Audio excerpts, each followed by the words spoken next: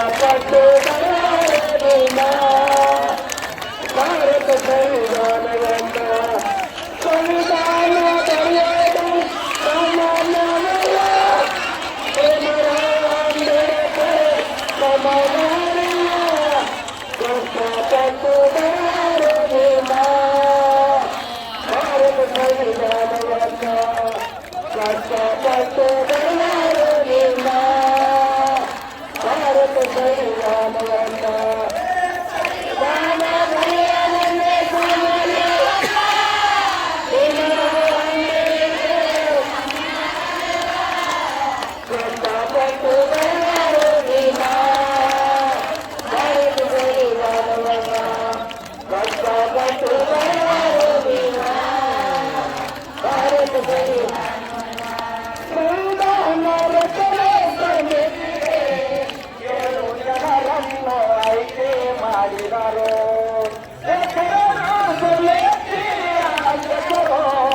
ನಮ್ಮ ದೇವರ ವಂದನೆಕಾರಾದರು ಎಲ್ಲ ಸದಸ್ಯರು ಸುಳ್ಳೋಗ ಬರೆದರು ದೇವರಾವ್ ಸಂವಿಧಾನ ಬರೆದರು ಸುಳ್ಳೋಗ ಬರೆದರು ದೇವರಾವ್ ಸಂವಿಧಾನ ಬರೆದರು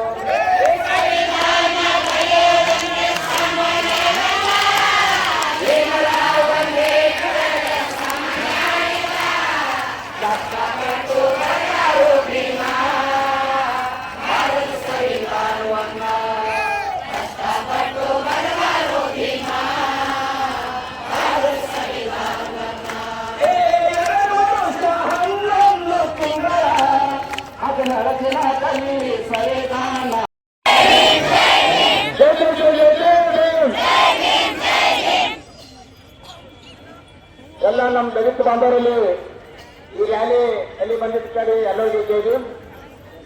ನಮ್ಮ ರ್ಯಾಲಿ ಉದ್ದೇಶಿಸಿಕೊಂಡು ನಮಗೇನು ಬೆಳಗಾವಿ ಸಮಾಜದವರಿಗೇನು ಅನ್ಯಾಯ ಆಗಿದೆ. ನಾವು ಸುಮಾರು ವರ್ಷಗಳಿಂದ ಹೋರಾಟ ಮಾಡ್ತಕ್ಕಂಥ ವ್ಯಕ್ತಿಗಳು ಎಲ್ಲ ಸಂಘಟನೆ. ಇದು ಯಾಕೆ ಹೇಳ್ತೀನಿ ಅಂದ್ರೆ ಯಾವಾಗ ಇಡೀ ಬಾಬಾ ಸಾಹೇಬರು ಹಿಡ್ಕೊಂಡು ಕ್ಲಾಸ್ ಇದೆ. ಇದು ಯಾರಿಗಾರು ನಾವು ಏನಾದ್ರು ಅಂದ್ರೆ ಅರೆ ಹೇಳ್ಬೇಕು, ಆದರೆ ಯಾರಿಗೆ ನಾವು ಒಳ್ಳೆಯದಂತ ಬಯಸ್ತಾ ಇದ್ದೇವೆ, ನಾವು ಯಾರಿಗೆ ಅವ್ರಿಗೆ ಏನದಂದ್ರೆ ಬಗಲಲ್ಲಿ ತಗೊಂಡೇನದಂದ್ರೆ ಅವ್ರ ಪರವಾಗಿ ನಾವೇನು ಹೋರಾಟ ಮಾಡ್ತಾ ಇದ್ದೇವೆ. ಅವ್ರಿಗಿನ್ನೂ ಅರ್ಥ ಕಲಿಸಿ ನಾವು ಅವ್ರ ಜೊತೆ ಹೇಳಲ್ದೇನೆ ಏನದಂದ್ರೆ ಭಾಗಿಯಾಗಬೇಕಂತ ಅವ್ರ ಬಲು ಅರ್ಥ ಆಗಲ್ಲ ಅಂತ ಬಂಧುಗಳೇ. ಯಾಕಂದ್ರೆ ಬಾಬಾ ಸಾಹೇಬರು ಇಡೀ ನಮ್ಮ ದಲಿತ ಎಳೆಯ ಸಮಸ್ಯೆ ಇಲ್ಲ ಏನದಂದ್ರೆ ಅವ್ರು ಏನದಂದ್ರೆ ಸಂವಿಧಾನ ಬರ್ತಿ ಅವ್ರ ಕೈ ಕೊಟ್ಟಿಲ್ಲ. ಇಡೀ ಭಾರತ ದೇಶಕ್ಕೆ ಮತ್ತು ವಿಶ್ವಕ್ಕೆ ಅವ್ರು ಏನದಂದ್ರೆ ಒಂದು ಎಲ್ಲರೂ ಬದುಕಂಬದು ಏನದಂದ್ರೆ ಅವ್ರ ಬರೋ ಭಾವನೆ ಇತ್ತು. ಅದು ನಮ್ಮಲ್ಲಿ ಏನದಂದ್ರೆ ಈಗೇನೆ ಸ್ವಲ್ಪ ದಿನದಲ್ಲಿ ಈಗೇನ ಕಾರ್ಯಕ್ರಮ ನಡೀತಾ ಇದೆ. ಸದಾಶಿವ ಆಯೋಗಗಳು ಯಾರ್ಯಾವ್ರು ಏನಾದ್ರು ಹೋರಾಟ ಮಾಡ್ತಕ್ಕಂಥ ವಿಷಯದಲ್ಲಿ ನಾವು ಬಹುಸಂಖ್ಯಾತರಿಗೆ 16% 6% ಅಂದ್ರೆ ನಮ್ಮ ದಲಿತರು ಏನಾದ್ರು ಆಯ್ತು ನಾವು ಅದೇ ಅಳತಬ್ಬರು ಅಂತೇಳಿ ಒಂದಾಗಿ ನಾವು ಅದಕ್ಕೆ ಒಪ್ಪಿದ್ರು. ಆದರೆ 6%ರಲ್ಲಿ ಮತ್ತೆ ನಮಗೆ ಅಭಿವೃದ್ಧಿ ಸಿಗ್ತಾ ಇಲ್ಲ ಅಂದ್ರೆ ನಮ್ದು ನಾವೇ ಏನದಂದ್ರೆ ಬಾಬಾ ಸಾಹೇಬ್ ಗಂಡ ಇರುತ್ತೆ ನಾವು ಮುಂದೆ ಬರ್ತಕ್ಕಂಥ ನಮಗೆ ಅನ್ಯಾಯ ಆದ್ರೆ ನಾವು ಯಾವ ಸರ್ಕಾರ ಇರಲಿ ಯಾರೇ ಇರಲಿ ನಾವು ಎಲ್ಲೋ ಕಳ್ಕೊಂಡ್ಬರ್ತಾವ ಭೂಮಿ ಶಕ್ತಿದಾರಲ್ಲ ಯಾರೇ ಇರಲ್ಲ. ನಾವು ಈಗ ನಮ್ಮ ಸರ್ಕಾರದಲ್ಲಿ ಪರಮೇಶ್ವರ್ ಇದ್ದಾರ, ಪ್ರಿಯಾಂಕಾ ಖರ್ಗೆ ಇದ್ದಾರ, ಅವ್ರ ಹೆಸರು ಮಾಡಿ ಒಬ್ಬರಿದ್ದಾರೆ. ಈ ಸಮಿತಿಗೆ ಎಲ್ಲರೂ ಅವ್ರ ಸದಸ್ಯರು ಇರ್ತಾರ. ಅವರಿಗೆ ಗೊತ್ತಾಗಬೇಕು ಏನಂದ್ರೆ ನಮ್ಮ ಸಮಯದಲ್ಲಿ ಏನಂದ್ರೆ ನಮ್ಮ ಸಮಾಜ ಅನ್ಯಾಯ ಆಗ್ಲತ್ರ ಇದು ಏನು ನಾವು ಏನಾದ್ರು ಅಂದ್ರೆ ರೋಷ ಪ್ರಕಾರ ಎಲ್ಲರಿಗೂ ಪರಿಸಾಮಾನ್ಯ ಇದೆ. ನಾವು ಕೂಡ್ರಂಬಕ್ಕಂತ ಮಾತು ಅವ್ರನ್ನ ಅವರು ಗಮನಕ್ಕಿದ್ದೇನೆ ರಾಜ್ಯಪಾಲರಿಗೆ ಹ್ಯಾಂಗ ಹೊಡ್ತು ನಾವೇನದ ಅವ್ರಿಗೆ ಒಂದು ಕ್ವಶನ್ ಕೇಳ್ತಾ ಇದ್ದೀವಿ. ನಾ ಯಾಕೆ ಹೇಳ್ತೀನಿ, ನಾವು ಎಲ್ಲರಿಗೆ ನಮ್ಮವ್ರ ಅಂತೇಳಿ ನಾವು ತಿಳಿಸ್ಕೊತೀವಿ. ಅವ್ರು ನಮ್ಮವ್ರು ಏನದ ಅಂದ್ರೆ ನಮಗೇನದ ಅಂದ್ರೆ ಬಲಪಟ್ಟು ಮಾಡ್ತಾ ಇದ್ದಾರೆ. ಅದಕ್ಕೆ ಬಂದರೆ ನಾವು ಯಾರು ನಾವಿರ್ಲಿ ಯಾರೇ ಇರಲಿ, ನಾವು ಯಾವ ಪಕ್ಷದಾಗಿರ್ಲಿ ಯಾವ ಪಾರ್ಟಿದಾಗಿರ್ಲಿ, ಸಮಾಜ ಬಂದಾಗ ನಾವು ಯಾರಿಗೂ ಏನದ ಅಂದ್ರೆ ನಾವು ಪಕ್ಷಕ್ಕೆ ಬಿಟ್ಟು ಬರೋಣ. ನಾವು ಒಂದೇ ಫಸ್ಟ್ ನಮ್ಮ ಸಮಾಜ ಆಮೇಲೆ ನಮ್ಮ ಪಾರ್ಟಿ. ಅದಕ್ಕೆ ಬಂದರೆ ಈ ಬರ್ತಕ್ಕಂಥ ಮುಂದಿನ ದಿನದಲ್ಲಿ ತಾಲೂಕಲ್ಲಿ ಇಲ್ಲ, ಇಡೀ ರಾಜ್ಯದಂತ ಹೋರಾಟ ಇರ್ತದೆ ಬಂಧುಗಳೇ. ಯಾರು ಏನದ ಅಂದ್ರೆ ನಾವ್ ಯಾರು ಏನದ ಅವ್ರು ಬಂದಾಗ ನಮ್ದೊಂದು ಸಮಾಜದೊಂದು ನೇರು ಬಂದಾರ, ನಮ್ದೊಂದು ನೇರು ಬಂದಾರ ಅಂತ ಹೇಳಿ ನಾವೆಲ್ಲ ಹಳ್ಳಿಯಲ್ಲಿ ಹೋಗಿ ತಮಗೆ ನಾವೆಲ್ಲ ಕೈಗೊಟ್ಟು ಓಟ್ ಹಾಕ್ತಿದ್ದೆ ಕಾಂಗ್ರೆಸ್. ಆದ್ರೆ ಅವ್ರಿಗೆ ಅರ್ಥ ಆಗ್ಬೇಕು, ನಮ್ಮಿಂದು ಅವರಲ್ಲ, ಅವರಿಂದು ನಾವಿಲ್ಲ. ಬಂದವರು ಹೇಗೆ ತಿಳ್ಕೊಳ್ಳಿ. ಈಗ ಏನದ ಅಂದ್ರೆ ಈ ಮುಖಾಂತರ ವೇದಿಕೆ ಮುಖಾಂತರ ಹೇಳ್ತೀನಿ, ಪ್ರತಿಯೊಬ್ಬರಿಗೆ ನಾವೇನು ಅವರು ನಾವೇನು ಅಲ್ಲೇ ಮಾಡ್ತಾರ ಕೂಡಲೇ ಸರಿಪಡಿಸಬೇಕು. ಇಲ್ಲದಿದ್ರೆ ನಾವು ಹುಮನಾಬಾದ್ ಇಲ್ಲ, ಬೀದರ್ ಇಲ್ಲ, ಇಡೀ ರಾಜ್ಯದಂತ ಏನದ ರಾಜ್ಯಪಾಲರು ರಾಜಭವನಕ್ಕೆ ಮುತ್ತಿಗೆ ಹಾಕ್ತಿರ್ತೀವಿ. ಈ ಮೂಲಕ ಹೇಳಿ ಜೈ ಹಿಂದ್ ಜೈ ಕರ್ನಾಟಕ. ತುಂಬಾ ಧನ್ಯವಾದಗಳು ಕಾಂಗ್ರೆಸ್ ಅವರಿಗೆ. ಮುಂದುವರೆದು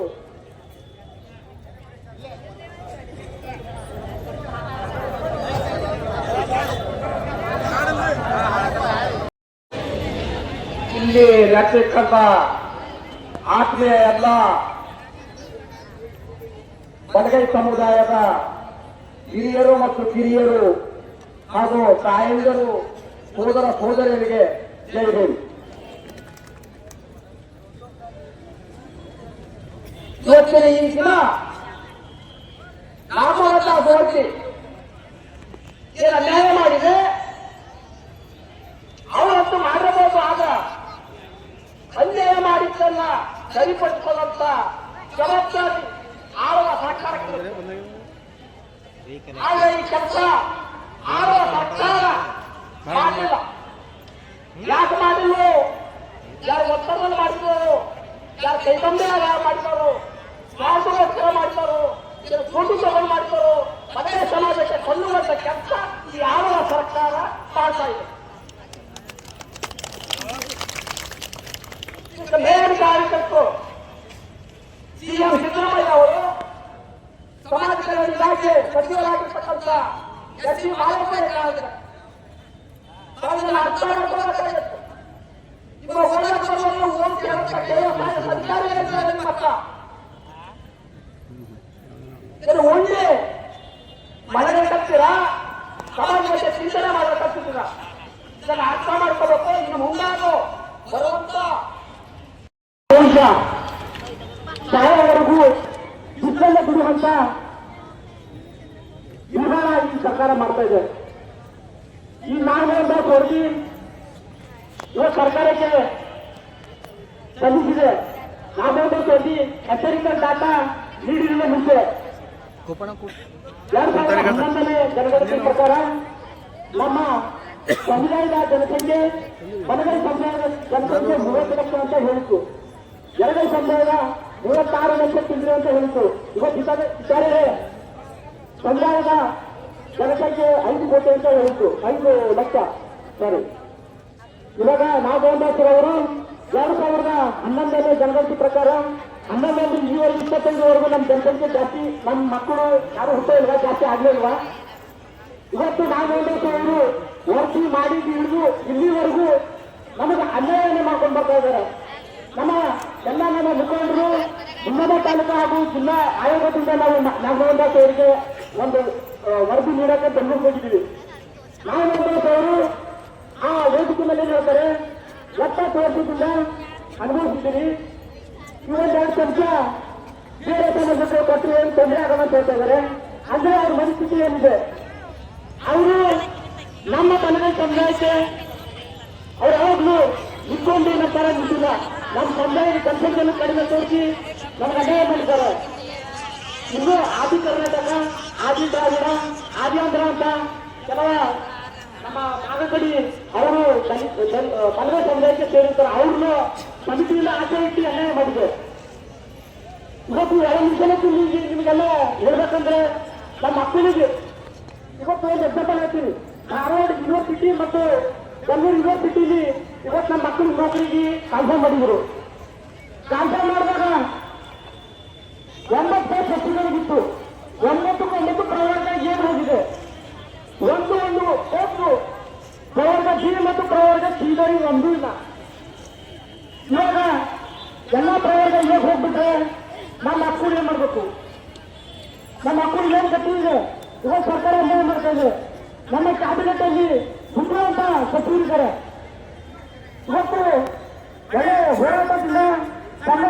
ಬಂದಂತ ನಮ್ಮ ಮಾದೇವಪ್ಪರು ಈ ಸಮಿತಿನ ಕೂಲಂಕುಷವಾಗಿ ಅಧ್ಯಯನ ಮಾಡಿ ಈ ಸರ್ಕಾರಕ್ಕೆ ಜಾರಿ ಮಾಡಬೇಕಾಗಿತ್ತು. ಇವತ್ತು ಬೆಳಗಾವಿ ವಿಷಯದಲ್ಲಿ ನಮ್ಮ ಹೊರಗೆ ಸಮಿತಿ ಜಾರಿ ಮಾಡಿದ್ರು. ಆ ಜಾರಿಗಿರುವ ಮುನ್ನಡೆಗಳನ್ನು ಅಧ್ಯಯನ ಮಾಡಿ ಸರ್ಕಾರ ಕಲ್ಪಿಸಬೇಕಾಗಿತ್ತು. ತರಾತುರಿಯಲ್ಲಿ ಮಾಡೋದೇನು ಅವಶ್ಯಕತೆ ಇಲ್ಲ. 30 ವರ್ಷದಿಂದ ಹೋರಾಟ ನಡೀತಾ ಇದೆ. ಈ 30 ವರ್ಷ ಕರ್ಕೊಂಡಿದ್ದೀವಿ. ಇನ್ನೂ ಒಂದು ತಿಂಗಳು ಕರೆಕ್ಟಾಗಿ ಅಧ್ಯಯನ ಮಾಡಿ ಎಲ್ಲರಿಗೂ ಸಮಪಾಲು ಕೊಟ್ಟಿದ್ರೆ ಏನು ಸಮಸ್ಯೆ ಆಗ್ತಿರ್ಲಿಲ್ಲ. ತರಾತುರಿನಲ್ಲಿ ಮಾಡಿಬಿಟ್ಟು ಇವತ್ತು ನಮ್ಮ ಬಲಗೈ ಸಮುದಾಯಕ್ಕೆ ಘೋರ ಅನ್ಯಾಯ ಮಾಡ್ತಾ ಇದೆ. ಆದ ಕಾರಣ ದಯವಿಟ್ಟು ಹೋರಾಟ ಇಂದ ನಿಲ್ಲಲ್ಲ. ಈ ಹೋರಾಟ ಗಲ್ಲಿಯಿಂದ ಜಿಲ್ಲೆವರೆಗೂ ಹೋಗ್ಬೇಕು. ಇದು ತಂತ್ರ ಇದೆ. ಇವತ್ತು ಮನೋಧಿಗಳನ್ನು ಅವ್ರ ತಲೆಯಲ್ಲಿದೆ ಬಲಗೈ ಸಮುದಾಯಕ್ಕೆ ಅವ್ರನ್ನ ಆಚೆ ಇಟ್ಬಿಟ್ಟು ಅವ್ರನ್ನ ಕುಗ್ಗಿಸುವಂತ ಕೆಲಸ ಮಾಡ್ಬೇಕಂತ ಹೇಳಿ ಅವರು ಬಾಬಾ ಸಾಹೇಬ್ರ ಕಾಲದಲ್ಲಿಂತೂ ಅವರು ಸಂತ ಮಾಡ್ಕೊಂಡು ಬರ್ತಾನೆ ಇದ್ದಾರೆ. ಇವತ್ತು ಬಾಬಾ ಸಾಹೇಬ್ರು ಕೊಟ್ಟಂತ ಈ ಸಂವಿಧಾನ ಇವತ್ತು ನಾವು ಕಾಪಾಡ್ಕೊಂಡು ಬರ್ತಾ ಇದ್ದೀವಿ. ಯಾವ ಸಮುದಾಯಕ್ಕೆ ಅನ್ಯಾಯ ಇದ್ರು ಬಾಬಾ ಸಾಹೇಬ್ರಿಗೆ ಅಲ್ಲೇ ಇರೋದು ಆದ್ರೂ ನಮ್ಮ ಸಮುದಾಯ ಮುಂದಿಟ್ಟು ನಾವು ಹೋರಾಟ ಮಾಡೋ ಸಮುದಾಯ ನಮ್ದಿದೆ. ಇವತ್ತು ಅಮೌಂಟ್ ಕೊಟ್ಟು ಬೇರೆಯವರಿಗೆ ಹೆಚ್ಚಿನ ಅವಕಾಶ ಕೊಟ್ಟು ನಮ್ಮ ಸಮುದಾಯಕ್ಕೆ ಅನ್ಯಾಯ ಮಾಡ್ತಾ ಇದೆ. ಆದ ಕಾರಣ ಇವತ್ತು ಸರ್ಕಾರ ಎಚ್ಚೆತ್ಕೊಳ್ಬೇಕು. ಇವತ್ತು ದಲಿತ ಸಮುದಾಯ ಅದರಲ್ಲಿ ಬಲಗೈ ಸಮುದಾಯ ಅಂದ್ರೆ ದಂಚಿ ಇದೆ. ಈ ದಂಚಿ ಕೈ ಹಾಕಿದ್ರೆ ಈ ಗುಡಿ ಬಿಟ್ಟು ಅಂದ್ರೆ ಇಡೀ ಸರ್ಕಾರ ಸುತ್ತೋಗೋದು ಗ್ಯಾರಂಟಿ. ದಯಮಾಡಿ ಎಚ್ಚೆತ್ಕೊಳ್ಬೇಕು ಸರ್ಕಾರ. ನೀವು ತರ ತುಳಿದು ನೋಡಿ ಆದೇಶ ಮಾಡಿ ನಮ್ಮ ಸಮುದಾಯಕ್ಕೆ ಏನಾದ್ರು ಅನ್ಯಾಯ ಮಾಡಿದ್ರೆ ಗಲ್ಲಿಯಿಂದ ದಿಲ್ಲಿವರೆಗೂ ನಾವು ನಮ್ಮ ಹೋರಾಟದ ಉಗ್ರ ಹೋರಾಟ ನೀವು ನೋಡ್ಬೇಕಾಗತ್ತೆ. ಈ ನೀಲಿ ಕಡೆ ಅಂದ್ರೆ ಸಾಮಾನ್ಯ ಅಲ್ಲ. ಇವತ್ತು ನಮ್ಮ ಸಚಿವರುಗಳಿಗೆ ನಾವು ಮನವಿ ಮಾಡ್ಕೊತಾ ಇದ್ದೀವಿ. ದಯಮಾಡಿ ಈ ವರದಿನ ನೀವು ತರ ತುಳಿ ಮಾಡಕ್ ಹೋಗಬೇಡಿ. ಇನ್ನೂ ಹೋಗಿ ಇದನ್ನ ಕರೆಕ್ಟಾಗಿ ಸಮಸ್ಯೆ ಏನಿದೆ ಅಂತ ಅದ್ರ ಬಗ್ಗೆ ದತ್ತಾಂಶ ನೋಡಿಕೊಂಡು ಈ ವರದಿನ ಜಾರಿ ಮಾಡಿ ಈ ನಮ್ಮ ದಲಿತ ಸಮುದಾಯ ಮಕ್ಕಳಿಗೆ ನ್ಯಾಯ ಕೊಡಿಸ್ಬೇಕಂತ ಹೇಳಿ ನನಗೆ ಮಾತಾಡೋಕೆ ಅವಕಾಶ ಕೊಟ್ಟಂತ ನಮ್ಮ ಸಮಿತಿಯ ಎಲ್ಲ ಹಿರಿಯರಿಗೂ ಹಾಗೂ ನನ್ನ ಎಲ್ಲ ಮುಖಂಡರಿಗೂ ಧನ್ಯವಾದ ಹೇಳ್ತಿದ್ದೀನಿ. ಮೀಸಲಾತಿ ಪ್ರಕಾರ 665 ಎಷ್ಟು ಚಾಣಕ್ಯದಿಂದ ಈ ಮೀಸಲಾತಿಯನ್ನ ಪ್ರವರ್ಗ ಎ, ಪ್ರವರ್ಗ ಬಿ, ಪ್ರವರ್ಗ ಸಿ ಅಂತ ಮಾಡಿದೆ. ಒಂದು ವೇಳೆ ಆರ್ಥಿಕವಾಗಿ ಹಿಂದುಳಿದೆ ಬ್ರಾಹ್ಮಣರು ಮತ್ತು ಠಾಕೂರ್ ಅಂತ ಹಲವಾರು ಜನಾಂಗ ಠಾಕೂರ್ ಮತ್ತು ಬ್ರಾಹ್ಮಣಕ್ಕಿಂತ ಆರ್ಥಿಕವಾಗಿ ಕೆಳಗರ ಹಲವಾರು ಜನ ಬೆಳಕೊಂತಿಂದ ಒಂದು ವರ್ಷದ ಒಂದರಿ ಅದು ಏಕ ಆಗ್ತಕ್ಕಂಥ ಬ್ರಾಹ್ಮಣರಿಗೆ ಮಾತ್ರ ಏನಂದ್ರೆ ಹಣ ಎಂದೂರು ಅಂತಂದು 10% ಮಾಡ್ಕೊಂಡವ. ನಿಮಗೊಂದು ನೈತಿಕತೆ ಇದ್ರ ಇದೇನು ಮಾರಿ ಜನಾಂಗ ಇದೇ ಒಟ್ಟರಿಗೆ ಇದೇ ನಮ್ಮಲ್ಲಿ ಸಮಾಜಕ್ಕೆ ಈ ಡಬ್ಲ್ಯೂಎಸ್ ಹಾಕ್ಬೇಕಾಗಿತ್ತು. ಈ ಡಬ್ಲ್ಯೂಎಸ್ ಹಾಕ್ಬೇಕಾಗಿತ್ತು. ಆ 10% ಹಾಕ್ಬೇಕಾಗಿತ್ತು. ಆದ್ರೆ ನಾವು ವರದಿ ಈ ದೇಶದ ಕುತಂತ್ರಿಗಳು ಮನೋವಾದಿಗಳು 6 ಜಾತಿಗಳು ಇರ್ತಕ್ಕಂಥದ್ರಲ್ಲಿ ಅವನು ವರದಿ ಪ್ರಕಾರ ಆಗ 7 ಸಚಿವರು ಮನೆಯ ಸಂಬಂಧಕ್ಕೆ ಜಾತಿಗೆ ಸಂಬಂಧಪಟ್ಟ 7 ಸಚಿವರು ಇನ್ಕ್ಲೂಡಿಂಗ್ ಮಲ್ಲಿಕಾರ್ಜುನ್ ಖರ್ಗೆ ಇದ್ರು. ಸ್ಪರ್ಶ ಜಾತಿಯಲ್ಲಿರ್ತಕ್ಕಂಥ ಲಂಬಾಣಿ ಸಮಾಜಕ್ಕೆ ಎಸ್ಸಿ ಕಮ್ಯುನಿಟಿ ಸೇರಿದ್ರು. ಇದರಿಂದ ಆದಂತ ಅನ್ಯಾಯ ಏನಂತಂದ್ರೆ ಈಗ ಹೈದರಾಬಾದ್ ಕರ್ನಾಟಕದಲ್ಲಿ ಮಲ್ಲಿಕಾರ್ಜುನ್ ಖರ್ಗೆ ಅವರಿಗೆ ಬಿಟ್ಟು ಯಾರು ಕೂಡ MLAಗಳಿಲ್ಲ. ಎಲ್ಲರೂ ಕೂಡ ವಡ್ರು, ಲಮಣಿಗೆಯರು, ಮತ್ತೊಂದು ಈ ಸಮುದಾಯಕ್ಕೆ ನಾನು ವಿರೋಧಿಲ್ಲ. ಆದರೆ ನಿಮ್ಮನ್ನ ಮೂರ್ಖ ಮಾಡಿ ಎಸ್ಟಿಗಳನ್ನು ನಮ್ಮದವಾಗಿ ಸೇರ್ತಾರಲ್ಲ ಅವ್ರ ಮತ್ತೆ 10% ಸೇರ್ಬಿಟ್ಕೊಂಡಾರ. ಎಸ್ಟಿಗಳನ್ನ ನಿಮಗೆ ಸೇರಿಸಿ ನಮ್ಮ ಮಧ್ಯದ ಜಗಡೆ ಹಾಕ್ತಾರಲ್ಲ. ಆದರೆ ನ್ಯಾಯಯುತವಾಗಿ ನಿಮಗೆ EWS ಲಂಬಾಣಿ ಮತ್ತ ಅಲೆಮಾರಿ ಮತ್ತು ಒಡ್ರಿಗೊಂದು ಸೇರಿಸಿ ಅದರ ನಿಮ್ಮ ಪ್ರಾಮಾಣಿಕತೆಯನ್ನು ಸತ್ಯ ಆಗ್ತಿತ್ತು. ಆದ್ರೆ ಅವಾಗ ನೀವು ಕಾನೂನು ಪ್ರಕಾರ ಎಸ್ಟಿ ಕಮ್ಯುನಿಟಿಗೆ ಸೇರಿಸೋದ್ರಿಂದ ನಾವಾಗ ನಮಗೇನಾಗಿದೆ ಅಂದ್ರ ರಾಜಕೀಯವಾಗಿ ನಮ್ಮ ಹಕ್ಕನ್ನ ನಮ್ಮ MLAಗಳನ್ನ ಕಡಿಮೆ ಆಗಿದ್ದಾರೆ. ಜಾತಿ ವ್ಯವಸ್ಥೆಯಲ್ಲಿ ಪಾಲೇರ್ ಮುಂದೆ ಒಂದು ಬದಮಾಸವ ಅಟ್ರಾಸಿಟಿ ಮಾಡ್ತಾವಂತ ಒಡ್ರಿಗೆ ಮತ್ತು ಲಮಣಿಗರಿಗೆ ಇರ್ಲೈತ್ರಿ.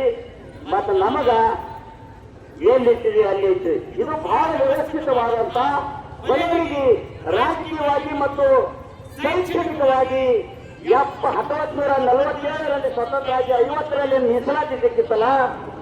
ಅವನವರೆಗೆ ಅವಾಗ ದೇವರಾಜ ರಸವರು ಲಂಬಾಣಿ ಸಮಾಜದಲ್ಲಿ ಸೇರಿಸಿ ಇವತ್ತ 3 ಮಿನಿಸ್ಟರ್ಗಳು ಇದ್ರೂ ಕೂಡ ಇವತ್ತೇನದ ಅಂತಂದ್ರೆ ನಮ್ಗೆ ಒಳಮಾಸಿಲಾತಿ ಪ್ರಕಾರ ನಮಗೆ 6 ಕೊಟ್ಟು ಮೊದಲನೇ ಆದ್ಯತೆ ನಮ್ಮ ಮಧ್ಯದಲ್ಲಿ ಅಣ್ಣವತ್ತ ಮಂದಿರ ಮಧ್ಯದಲ್ಲಿ ಮೊದಲನೇ ಆದ್ಯತೆ ಎ ಮಾದಿಗ ಸಂಬಂಧಿತ ಜಾತಿಗಳಿಗೆ, ಬಿ ಮಹಿಳಾ ಸಂಬಂಧಿತ ಜಾತಿಗಳಿಗೆ, ಸಿ ಲಂಬಾಣಿ ಕೊರವ ಕೊರ್ಚ ಒಟ್ಟರಿಗೆ ಅಂತ ಕೊಟ್ಟಿದ್ದೀರಲ್ಲ ಆದರೆ ಮೀಸಲಾತಿ ಇದರಲ್ಲಿ ಇನ್ನ ಈ ವರದಿಯನ್ನ ನೀವು ಗವರ್ನರ್ ಬಳಿ ಇಲ್ಲ ಸಿಗ್ನೇಚರ್ ಆಗಿದೆ.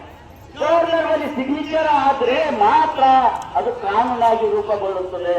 ಅದು ಇನ್ನೂ ಕೂಡ ಕಾನೂನು ಆಗಿಲ್ಲ. ಆದ್ರೆ ನಾನು ಕಾಸ್ಟ್ ತೆಗಿಲಕ್ಕ ತಹಸೀಲ್ದಾರವರಿಗೆ ಕೊಟ್ಟಾಗ ನನ್ನ ಕಾಸ್ಟ್ ಕೂಡ ವಲಯ ಬಿ ಅಂತ ಕೊಟ್ಟಿದ್ದಾರೆ. ಅದು ಎಷ್ಟು ಆಕುರತೆ ಅಂದ್ರೆ ಕಾನೂನು ಆಗಿಲ್ಲ. ಆದ್ರೆ ನಮ್ಮ ಕಾಸ್ಟ್ ಆಲ್ರೆಡಿ ನಮ್ಮ ಕ್ಯಾಟಗರಿ ಬಿ ಅಂತ ಕೊಟ್ಟಿದ್ದಾರೆ. ನೋಡಿ ಎಷ್ಟು ಆಕುರತೆ ಇದೆ ಇದರಲ್ಲಿ. ಅದರ ಇನ್ನ ಕಾನೂನೇ ಆಗಿಲ್ಲ. ಧಾರವಾಡ ಯೂನಿವರ್ಸಿಟಿಯಲ್ಲಿ ಒಟ್ಟಾರೆಯಾಗಿ 39 ಪೋಸ್ಟ್ಗಳು ಕರೆದಿದ್ದಾರೆ. ಒಟ್ಟಾರೆಯಾಗಿ 39 ಪೋಸ್ಟ್ಗಳು ಕರೆದಿದ್ದಾರ. ಆ 39 ಪೋಸ್ಟ್ನಲ್ಲಿ ಎಲ್ಲರೂ ಕೂಡ ಎ ಗ್ರೂಪಿಗೆ ಏನಂತಂದ್ರ 9 ಪೋಸ್ಟ್ಗಳು ಎಲ್ಲರೂ ಕೂಡ ನಾಗರಿಕ ಸಂಬಂಧಿತ ಜಾತಿಗಳಿಗೆ ಕೊಟ್ಟಿದ್ದಾರೆ. ಹಾಗಾದ್ರೆ ಇವತ್ತ ನನ್ನ ಮಗ 25 ವರ್ಷದ ನೌಕರಿ ತಗೊಂಡ್ರ ನಾಗರಿಕ ಸಮಾಜದ 25 ವರ್ಷದ ನೌಕರಿ ತಗೊಂಡ್ರ ಅವ ರಿಟೈರ್ಡ್ ಆಗ್ಲಕ್ಕ 60 ವರ್ಷ ಬೇಕಾಗ್ತು. 60 ವರ್ಷ ನಿಮಗೆ ನೌಕರಿ ಸಿಗಲ್ಲ. ರಿಟೈರ್ಡ್ ಆದ್ಮೇಲೆ ಕೂಡ ಪ್ರವರ್ಗ ಎ ನಾಗರಿಕ ಸಮಾಜಕ್ಕೆ ಮೊದಲನೇ ಆದ್ಯತೆ ಅದ. ಇದರಿಂದ ಗೊತ್ತಾಗ್ತದೆ ನಮಗೆ ಇವತ್ತ ಕುತ್ತಿಗೆ ಕೊಯ್ದಾರ ಮೀಸಲಾತಿಯಿಂದ ಕುತ್ತಿಗೆ ಖತಮ್ ಮಾಡಿ ಸಿದ್ದರಾಮಯ್ಯ ಇವತ್ತ ನಮ್ ಕುತ್ತಿಗೆ ಕೊಯ್ದಿದ್ದಾನ.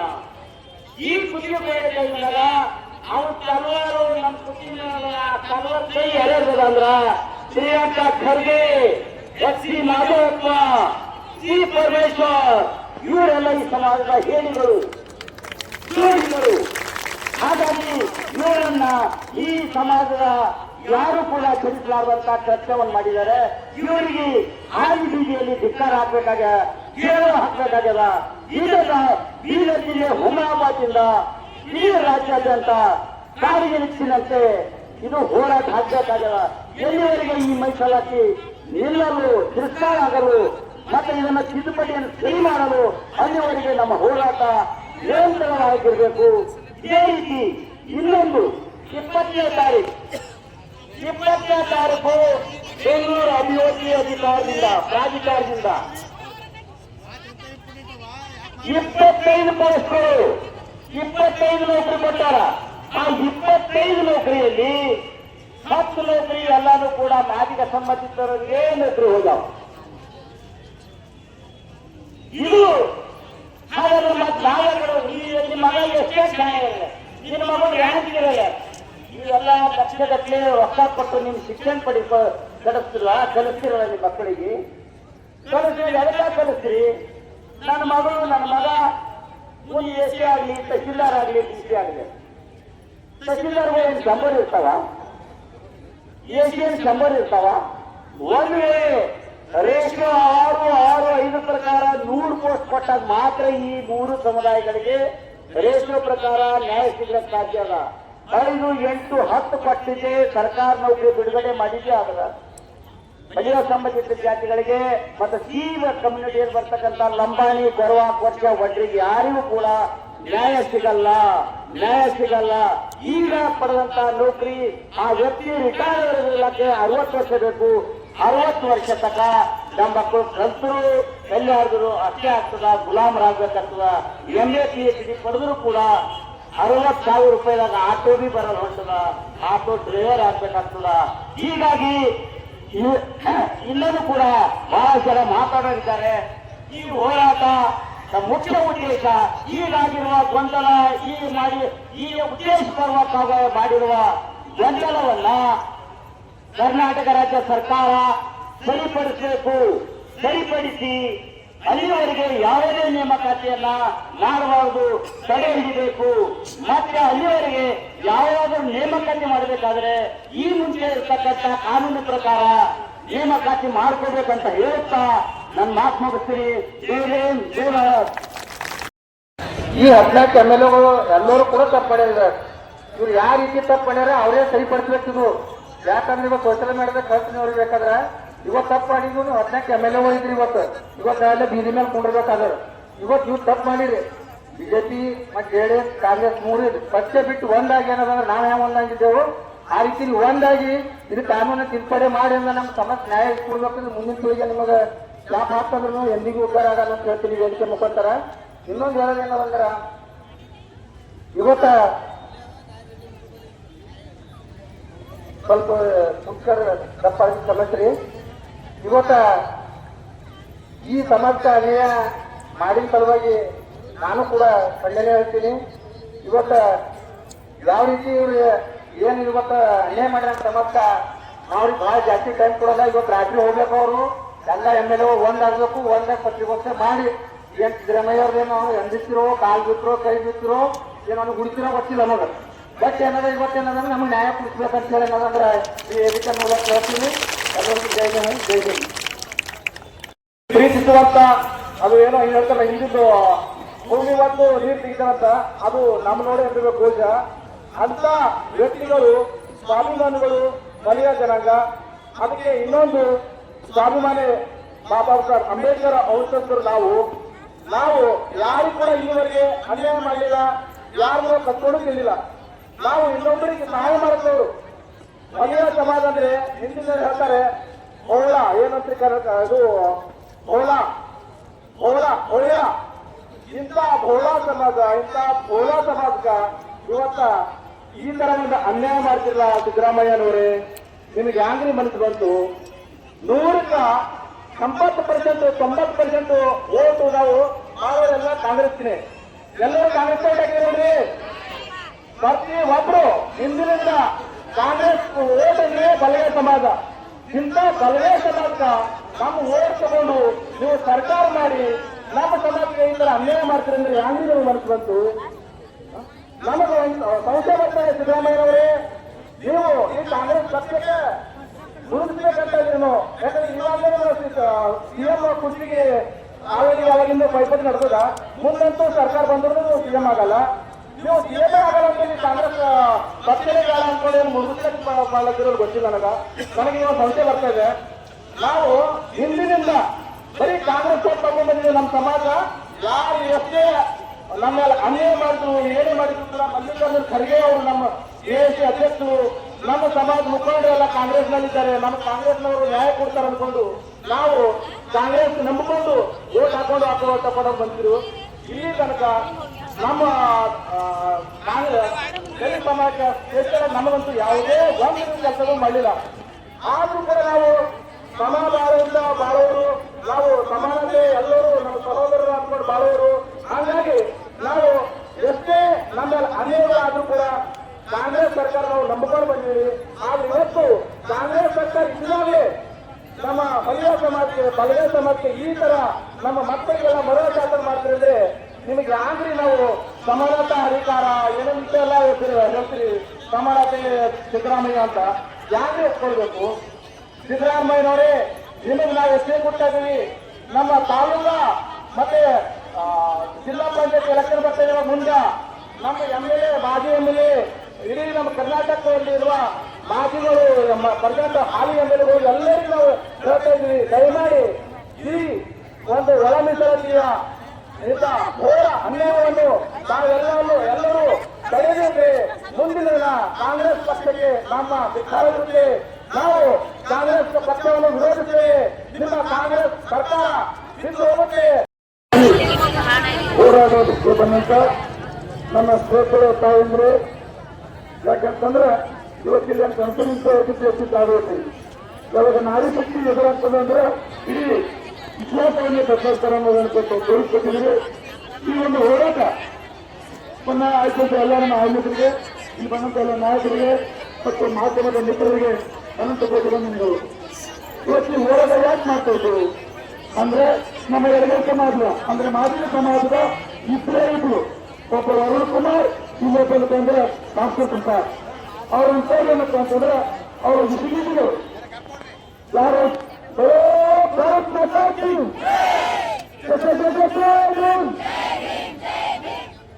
ಅವ್ರಿಬ್ರು ಏನಪ್ಪಾ ಅಂತಂದ್ರೆ ನಾವು ಅನ್ಕೊಂಡಿರ್ತಂತ ಎರಡು ಸಮುದಾಯಗಳನ್ನ ತಮ್ಮ ವೈಯಕ್ತಿಕ ಹಿತಾಸಕ್ತಿಗಾಗಿ ಅವರನ್ನು ತಂದು ಹೊಡೆದು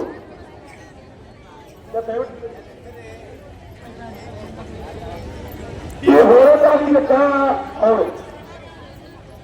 ನಮ್ಮ ಸಮಾಜದ ಎಮ್ಮೆಲ್ಎಗಳ ಮಂತ್ರಿಗಳು ತಮ್ಮ ಅಧಿಕಾರದ ಆಚಾಗಿ ನಮ್ಮ ಮಕ್ಕಳ ಭವಿಷ್ಯಕ್ಕಾಗಿ ನಮ್ಮ ಉಜ್ವಲ ಭವಿಷ್ಯಕ್ಕಾಗಿ ಏನಂತಂದ್ರೆ ಇದು ನಮ್ಮ ಸಮುದಾಯವನ್ನು ತಂದುಕೊಡ್ತಾ ಇದ್ದಾರೆ. ಅದಕ್ಕೆ ನಾವು ಅವರಿಗೆ ಶಿಕ್ಷಾರ ಹೇಳಬೇಕು. ಆದರೆ ಬಂದರೆ ಡಾಕ್ಟರ್ ಬಾಬಾ ಸಾಹೇಬ್ ಅಂಬೇಡ್ಕರ್ ಹೇಳಿದರೆ ಯಾರನ್ನು ಹುಲಿಯ ಹಾಲನ್ನು ಕುಡಿತಾನೋ ಅವನು ವಂಚಿಸಲೇಬೇಕು ಅಂತ. ಅದಕ್ಕೆ ನೀವೆಲ್ಲ ಹುಲಿಯನ್ನು ಕೊಡುತ್ತ ಈ ಸಮುದಾಯ ಇವತ್ತು ಬಂದು ಇವತ್ತು ನಮ್ಮದಕ್ಕೆ ಕ್ರಮಿಸಿರುವ ಇವತ್ತು ನಿಮ್ಮದೇ ಸರ್ಕಾರಕ್ಕೆ ನಮ್ಮ ಎಚ್ಚರಿಕೆ. ನಾವು ಇನ್ನೊಂದು ಮಾತನಾಡಿದ್ರೆ ಚುನಾವಣೆಯಲ್ಲಿ ಮೇಲೆ 500 ರೂಪಾಯಿ ಅದನ್ನು ಬಂದ್ ಮಾಡಬೇಕು. ನಮ್ಮ ಮಾತು ಹಾಕ್ಬೇಕನ್ನ ಅವರಿಂದ ಹಾಕ್ಬೇಕನ್ನಂತ ನಿಟ್ಟಿನಲ್ಲಿ ನಾವು ಇರಬೇಕು.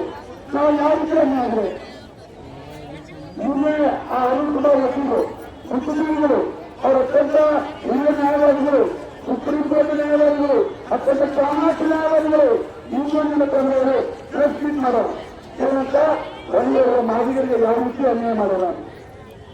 ನೀವು ವಕೀಲ್ ಸಾಹೇಬರು ಇದು ಮೀಸಲಾತಿ ಹೋರಾಟಗಳು, ಇದು ಮೀಸಲಾತಿ ಹೋರಾಟಗಳು ಹೊರತು ಇದೆಲ್ಲ ತಮ್ಮ ದಾಖಲೆ ಹೋರಾಟ ಅಲ್ಲ. ನಾವು ಅಷ್ಟೇ ಓದಿದ್ದೇವೆ, ನೀವು ಅದೇ ಶಾಲೆಗಳ ಓದಿದ್ರಿ, ನೀವು ಕಷ್ಟಪಟ್ಟು ಓದಿದ್ದೇವೆ, ನಮ್ಗೆಲ್ಲ ತಂದ್ರೆ ವಕೀಲ್ ಸಿಕ್ಕದ. ನೀವು ಓದಿಲ್ಲ ದಂಡ ಮಾಡ್ಕೊತ ಬೇರೆ ಬಿಸ್ನೆಸ್ ಮಾಡ್ಕೊತ ನೀವು ಓದಿದ್ದೀರಿ, ನಿಮಗೆ ನೌಕರಿ ಸಿಕ್ಕಿಲ್ಲ.